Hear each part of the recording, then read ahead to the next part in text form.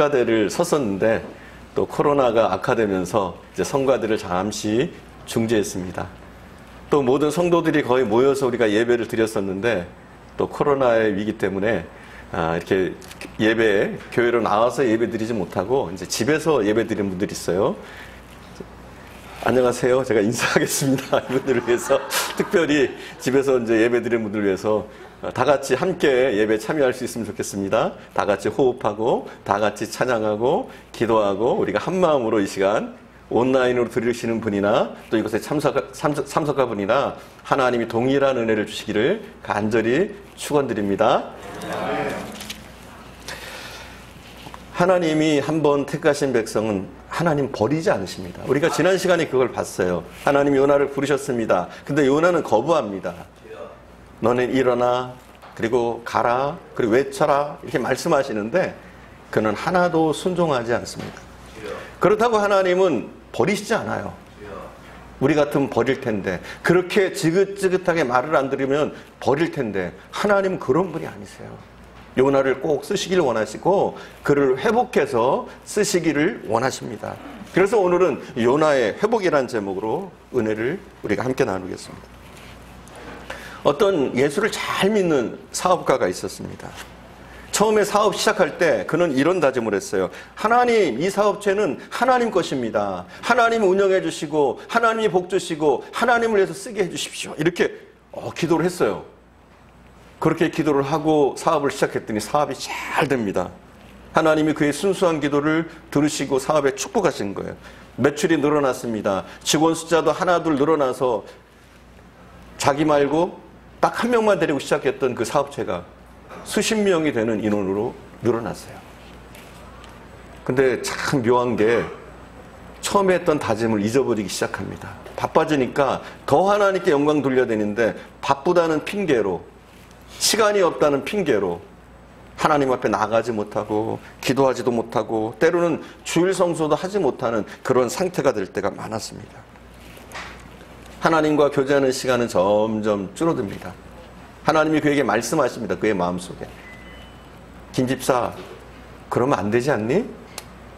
이제 좀 정신 차려야지. 이제 돌아와야지. 이런 음성이 자기에게 들리는 거예요. 그리고 죄책감도 자꾸 듭니다.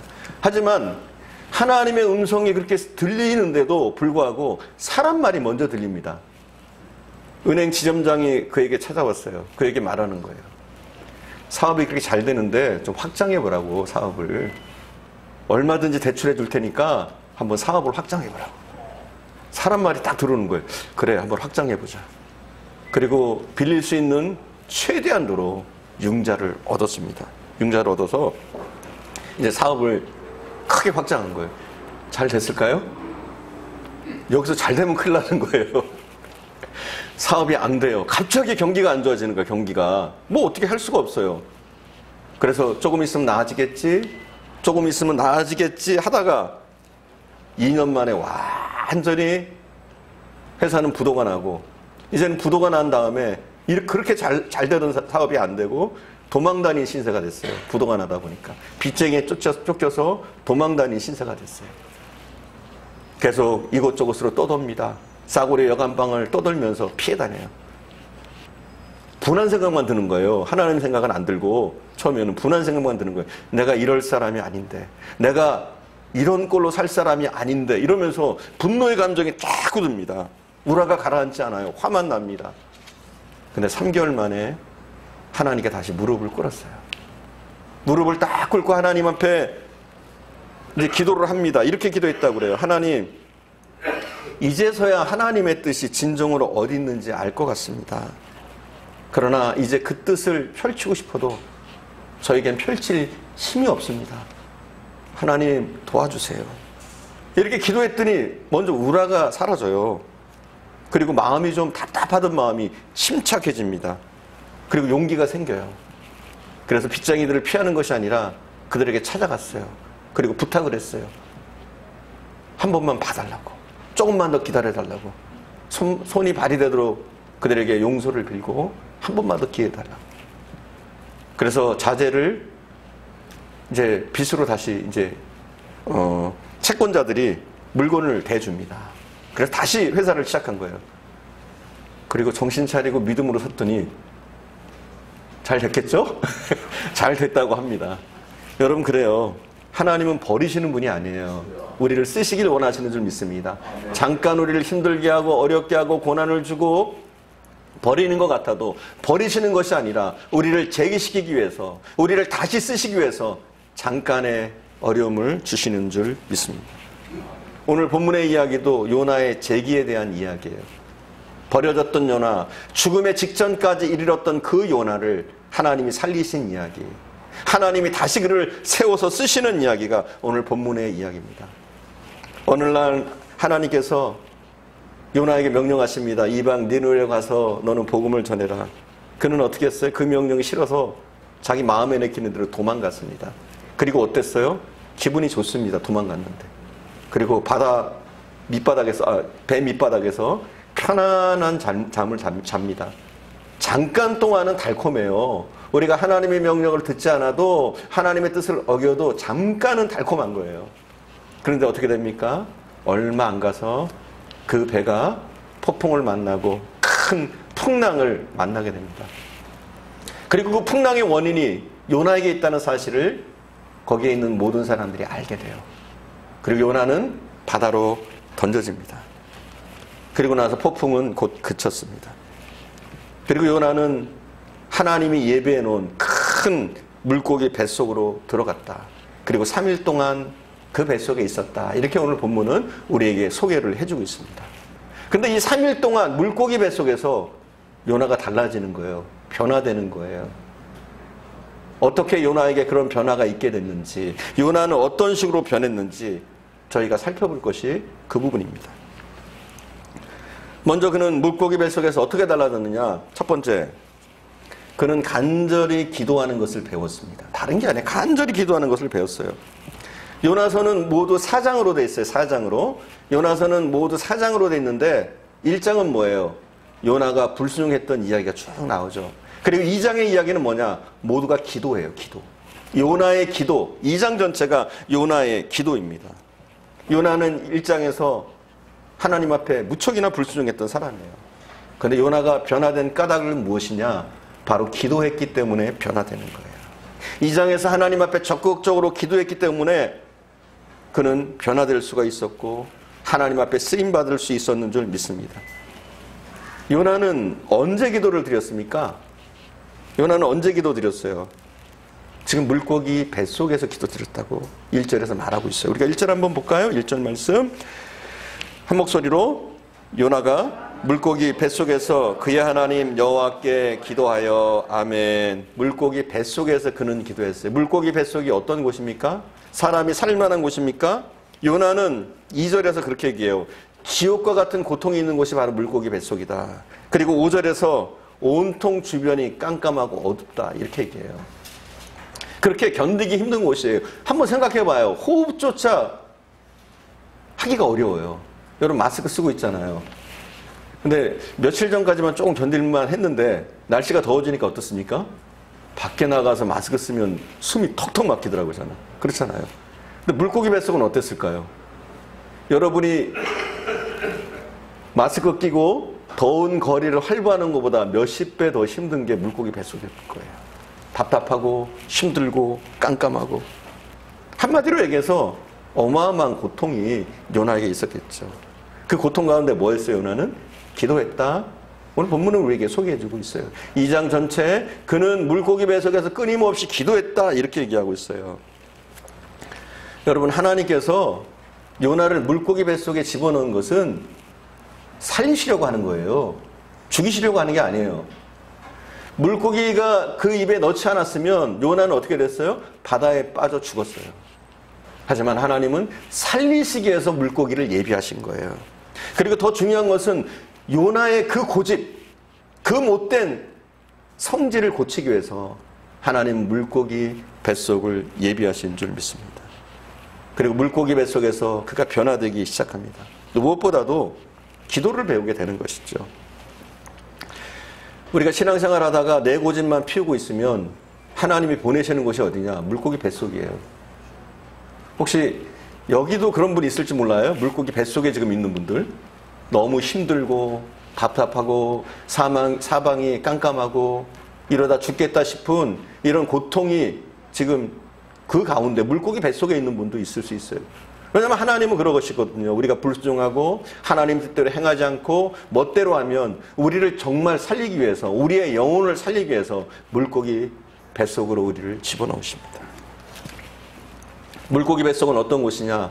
오직 하나님만 바라봐야 되는 곳이에요. 물고기 뱃속은 그래요. 하나님을 바라봐야 사는 곳이에요. 그래서 하나님은 물고기 뱃속으로 우리를 집어넣는 거예요. 여러분이 물고기 뱃속 같은 상황이 있다면 다른 게 아니에요. 다른 것 하면 안 돼요. 하나님을 오직 바라봐야 돼요. 그러면 그 물고기 뱃속에서도 승리할 수 있고 물고기 뱃속에서 나올 수 있는 줄 믿습니다. 요나는 자신에게 고난이 주어지자 하나님께 기도하기 시작했어요. 우리는 매 순간 매일 기도하기에 힘써야 되는 줄 믿습니다. 고난이 주어질 때 오히려 우리는 낙심하지 말고 기도해야 돼요. 고난 속에서 하나님께 기도함으로 우리는 그 고난을 극복할 수 있는 줄 믿습니다.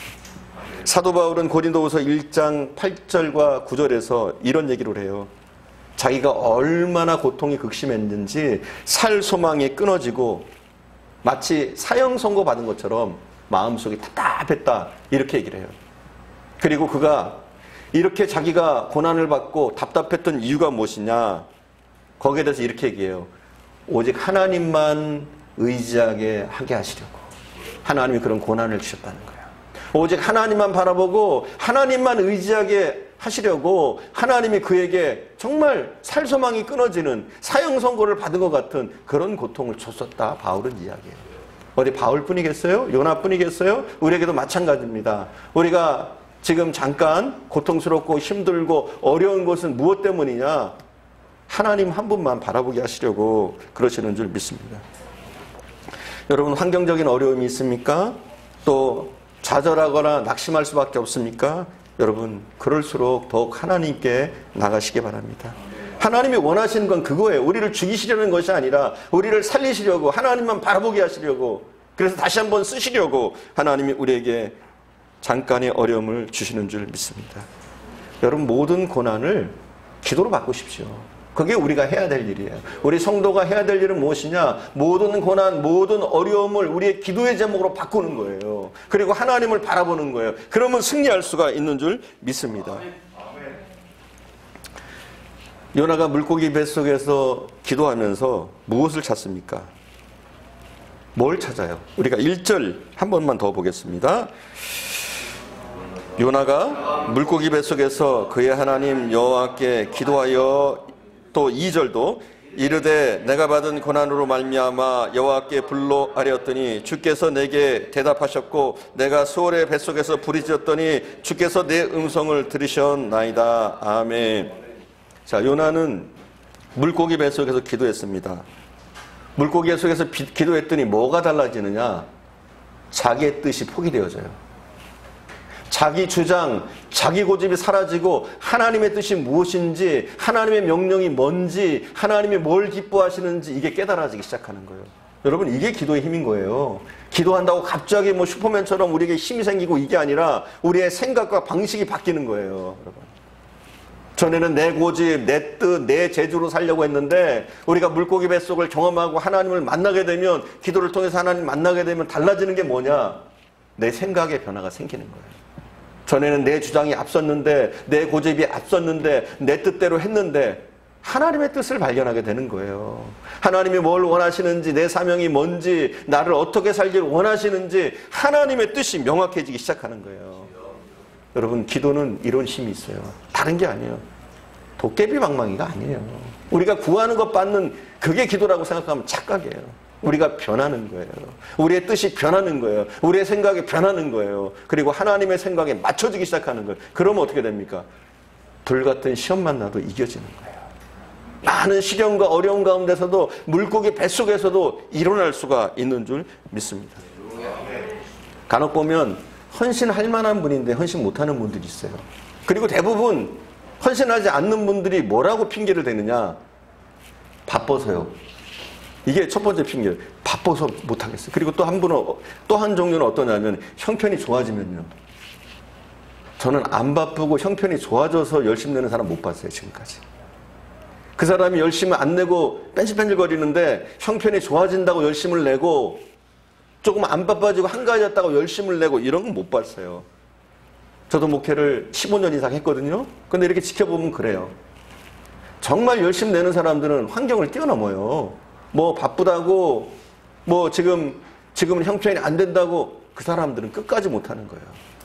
하지만 형편이 어렵고 바쁘고 힘들어도 하나님의 뜻을 발견한 사람은 환경을 뛰어넘고 하나님의 뜻대로 나가게 되는 것을 보게 됩니다. 현재를 이길 수가 있어요. 여건과 상황을 믿음으로 이겨낼 수가 있어요. 그런 사람들이 헌신하게 되는 것이지 돈이 있다고 시간이 있다고 헌신하게 되는 건 절대 아닌 것 같아요. 여러분, 만약 여러분이 마음의 준비가 안 되는 분은 기도부터 시작하십시오. 기도부터. 기도하면 하나님이 마음을 주셔요. 우리의 뜻이 포기되어지고 우리의 생각이 포기되어지고 우리의 잘못된 눈들이 사라지게 되고 우리에게 영안이 열립니다. 하나님의 뜻을 발견할 수 있는 눈이 열리게 돼요. 그리고 우리의 힘이 아닌 하나님이 주신 강력한 힘으로 우리가 일어날 수 있게 되는 줄 믿습니다. 여러분 잘 아셔야 돼요. 우리에게 아무리 소중한 것이 있어도 우리의 사업체가 너무나 소중하지만 우리의 직장이 너무 소중하지만 그게 하나님보다 더 크게 보이면 그건 망하는 길이에요. 실질적으로 사업체가 성공했다고 해도 하나님이 더 크게 보여야지 그 사업체가 크게 보이고 내가 다니는 직장이 더 크게 보이면 그건 잘못된 거예요. 내 자녀가 더 크게 보이면 잘못된 거예요. 우리 가정이 하나님보다 더 크게 보이면 잘못된 거예요. 오직 뭐예요? 우리 초점은 더욱더 하나님 중심으로 나가요. 그게 어떻게 되느냐? 인간적인 생각으로는 안 돼요. 우리가 기도부터 시작하면 그렇게 더욱더 하나님을 바라보게 되는 줄 믿습니다. 그리고 하나님 없이 받는 축복은 그게 축복이 아니에요. 여러분이 잘 알아야 될 게 내가 하나님이 없는데 하나님이 내 중심에 살아주는데 내가 잘 된다. 그건 축복이 아니라 저는 그렇게 봐요. 오히려 저주일 수 있다 이렇게 보는 거예요. 그래서 혹시라도 여러분이 뭐가 잘 돼서 하나님을 지금 잃어버리고 있다면 점점 하나님을 잃어가고 있다면 여러분 빨리 고치셔야 돼요. 그리고 하나님이 중심에 오도록 하나님이 먼저 앞서도록 이렇게 우리의 방향을 바꿔요. 그게 어떤 힘이냐? 기도가 그런 힘이 있단 말이에요. 여러분 물고기 뱃속입니까? 기도부터 시작하십시오. 기도하면 하나님을 바라보게 되고 우리로 이길 힘을 주시는 줄 믿습니다. 요나는 그랬어요. 두 번째 요나는 어떻게 변했느냐? 물고기 뱃속에서 그는 성전의 중요성을 배웠습니다. 성전이 얼마나 중요한지. 우리가 4절 함께 봉독하겠습니다. 4절 말씀 함께 봉독합니다. 4절 말씀 내가 말하기를 내가 주의 목전에서 쫓겨났을지라도 다시 주의 성전을 바라보겠나이다 하였나이다. 아멘. 요나는 전에는 그렇게 성전이 소중한 걸 몰랐어요. 하지만 물고기 뱃속에 딱 들어가서 그가 이제 죽을 입장이 되고 나니까 성전이 그리운 거예요. 다시 그 예배하는 곳, 하나님을 만나는 그 성전이 그리워지고 그 성전에 대한 그리움이, 갈망함이 생길 때 하나님은 그를 다시 쓰시기로 작정하시는 거죠. 성경에 보면 무수한 사람들이 성전을 통해서 새 힘을 얻습니다. 대부분 하나님이 쓰신 사람들은 성전을 사랑하던 사람이었어요. 성전을 소중히 여기던 사람이었어요. 여러분 우리가 교회를 소중히 여기면 하나님이 축복하십니다. 그걸 잘 알아야 돼요. 우리가 교회를 사랑하면 하나님이 축복하셔요. 그리고 교회를 사랑하는 거 그게 뭐냐? 하나님 사랑하는 거잖아요. 우리가 하나님 사랑을 어떻게 보여줘요? 우리가 하나님 계신 성전을 사랑하고 또 이 예배 가운데 하나님의 임재를 사모하고 이렇게 할 때 하나님이 우리를 소중히 여기시고 우리를 통해서 일하시지 않습니까? 신앙생활 하면서 중요한 것은 저는 그렇게 봐요. 교회를 연인으로 여겨라. 그랬으면 좋겠어요. 교회를 아끼는 거예요. 사랑하는 거예요. 연인처럼 보기만 해도 막 가슴이 설레고 분당 주간교회 이름만 생각해도 막 가슴이 떨리고 그렇잖아요. 그렇죠? 연애할 때 그러잖아요. 그 사람 이름만 떠올려도 막 얼굴 떠오르고 막 가슴이 두근거리고 그러지 않습니까? 두근두근거리고 좀 그래야 돼요. 교회 생각하면 뭉클해지고 교회 생각하면 찡해지고 교회 생각하면 가슴이 떨리고 교회 나올 거 생각하면 막 심장이 두근두근거리는 거예요. 여러분 예배드리 오실 때 그러셨죠? 심장이 두근두근거리고 약간 볼이 뻘개지셔가지고 오셨죠?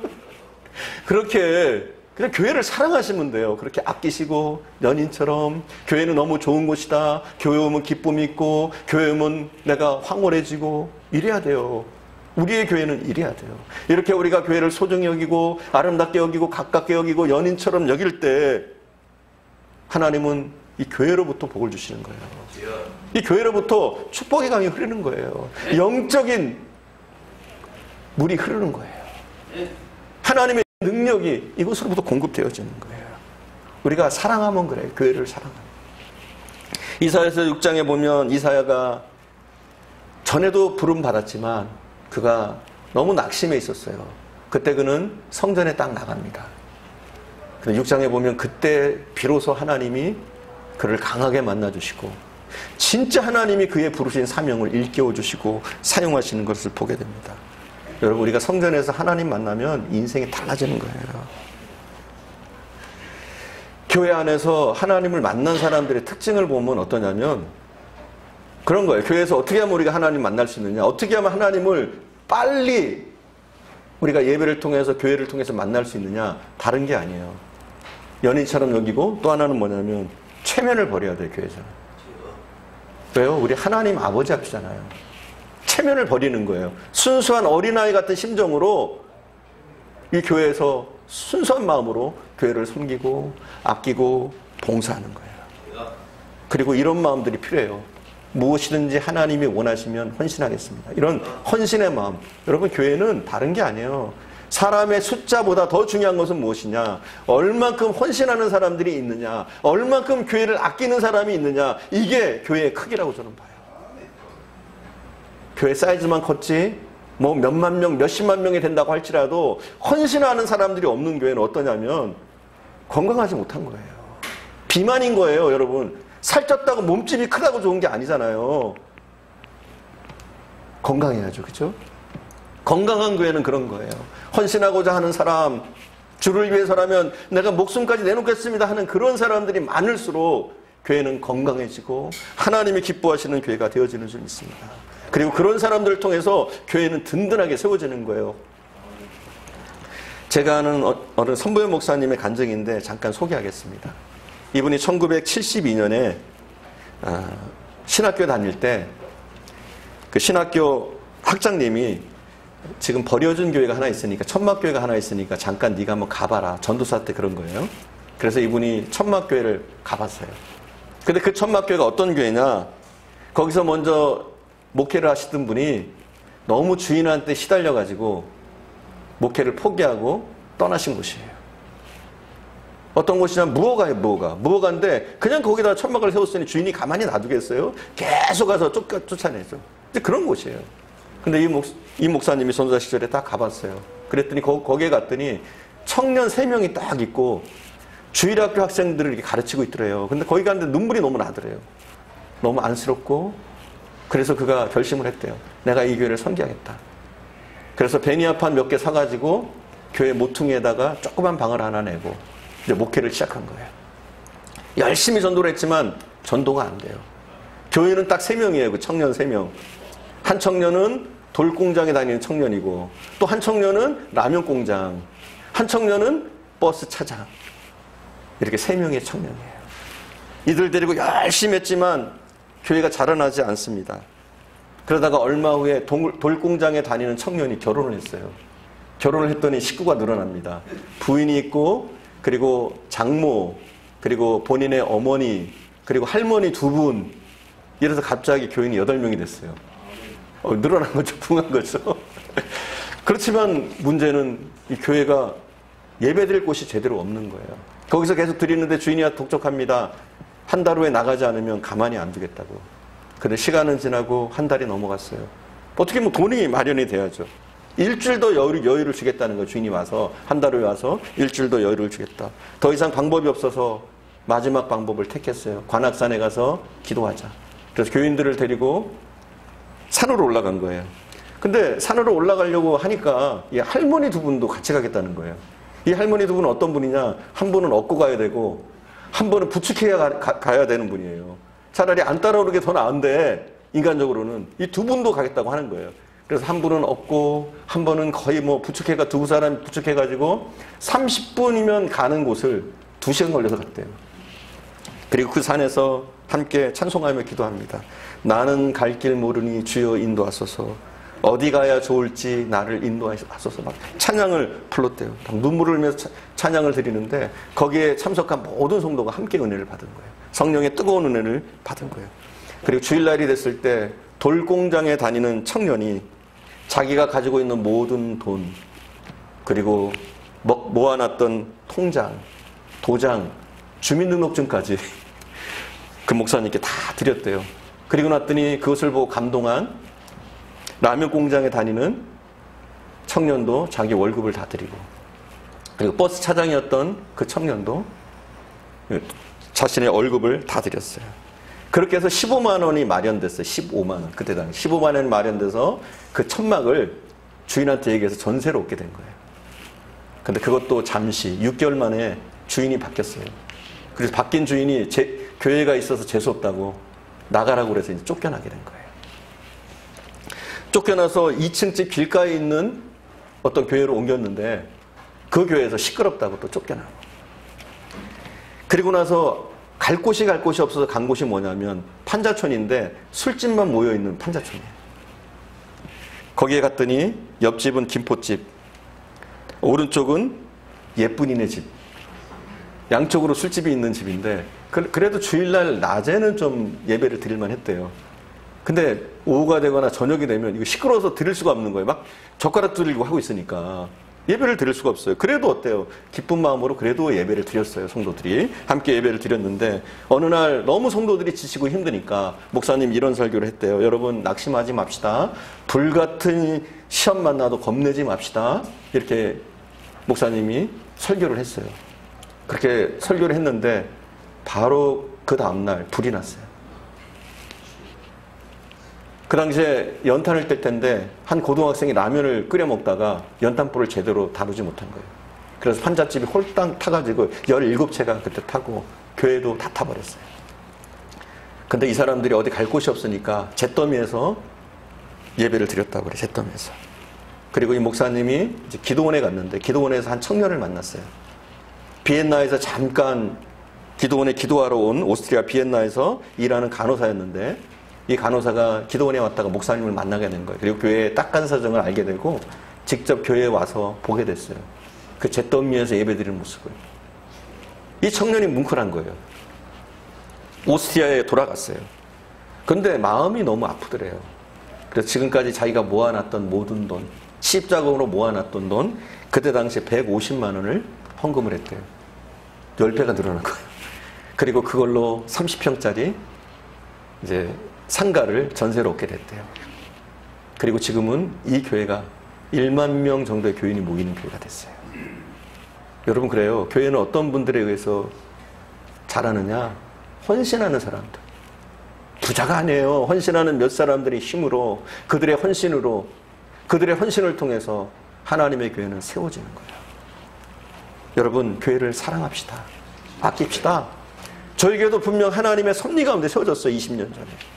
그리고 지금까지 이 교회를 보존하신 것도 하나님이시고, 여러분을 이 교회로 보내신 것도 하나님이시고, 또 저를 이곳으로 보내신 것도 하나님이시고, 분명 우리가 믿음으로 교회를 섬기고 정말 사랑하고 아끼는 마음으로 이 교회를 섬긴다면 우리의 작은 힘일지라도, 우리는 힘이 없을지라도 하나님이 우리를 통해서 강력히 역사하시고 이 교회를 통해서 일하실 줄 믿습니다. 저는 우리 분당 중앙교회가 이 지역에서 획을 긋는 교회가 되어지길 원해요.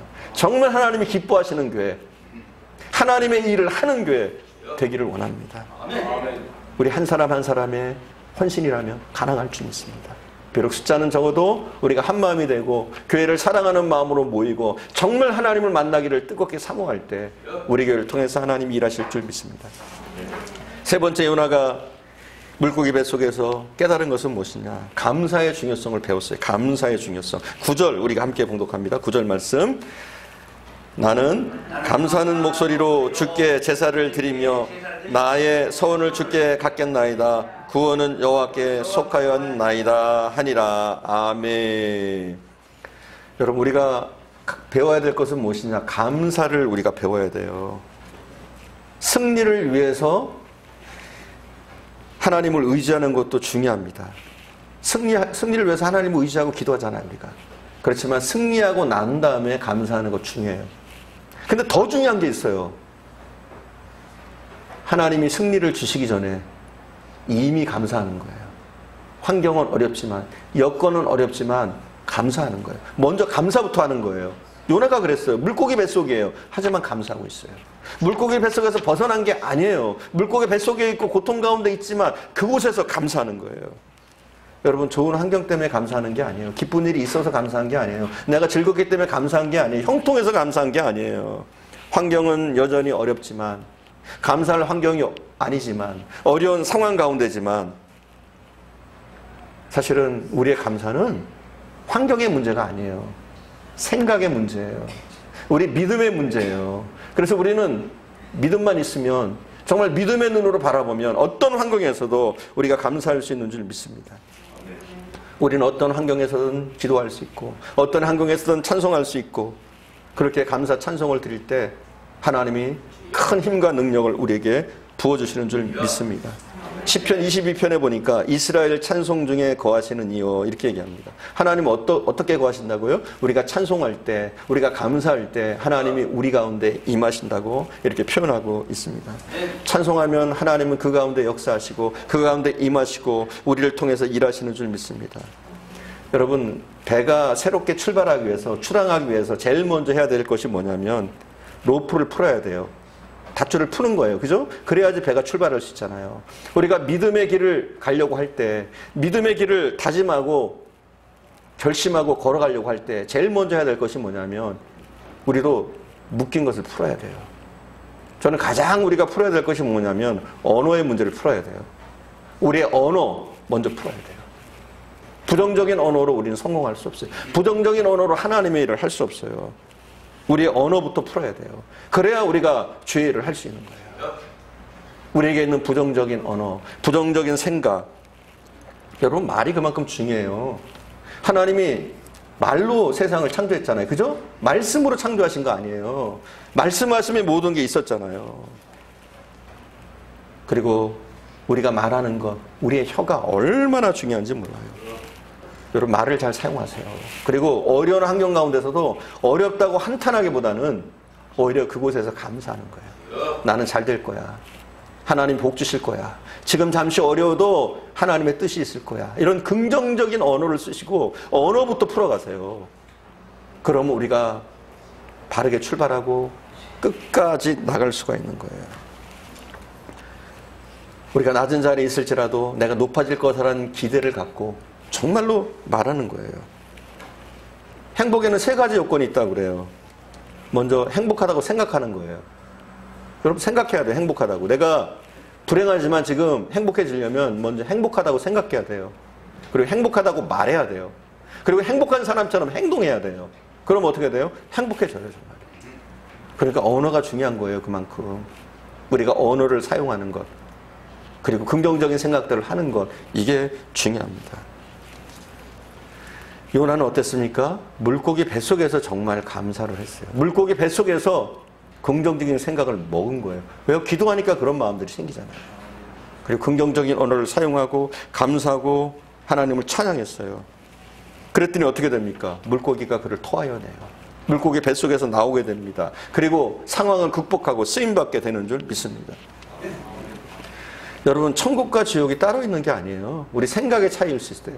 생각의 차이. 어떤 분은 그런 얘기를 해요. 천국에 가면 아주 기다란 숟가락을 준대요. 기다란 숟가락을 줘서, 이거 진짜가 아니라 그런 말이 있어요. 긴 숟가락을 주는데 그 숟가락으로 상대면, 천국에 가면 서로 떠먹여 준대요. 긴 숟가락으로 서로 떠먹여 준대요. 근데 지옥에도 가면 똑같은 숟가락을 준대요. 긴 숟가락을. 근데 혼자 먹으려고 하니까 먹을 수가 없는 거예요. 쫄딱 굶는 거예요. 천국과 지옥이 생각의 차이라는 거예요. 여러분, 제가 말씀드리고 싶은 것은 우리에게 좋은 환경이 주어져서 좋은 여건이 있어서 우리가 행복한 게 아니에요. 우리가 어떤 생각을 갖느냐, 어떤 마음을 먹느냐, 어떤 말을 하느냐, 이게 너무나 중요하다는 거예요. 우리의 환경이 우리를 지배하게 해서는 안 돼요. 여러분 먼저 긍정적인 말을 쓰시고 불행하다고 느낄 때 오히려 행복하다고 말하시기 바랍니다. 그럼 정말로 우리에게 하나님이 은혜를 부으시고 복을 부으셔서 그 환경을 극복할 수 있도록 힘주시고 능력 주시는 줄 믿습니다.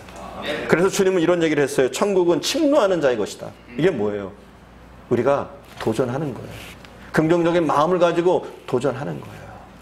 그럼 하나님이 우리에게 이루어 주시는 줄 믿습니다. 유명한 심리학자인 윌리엄 제임스라는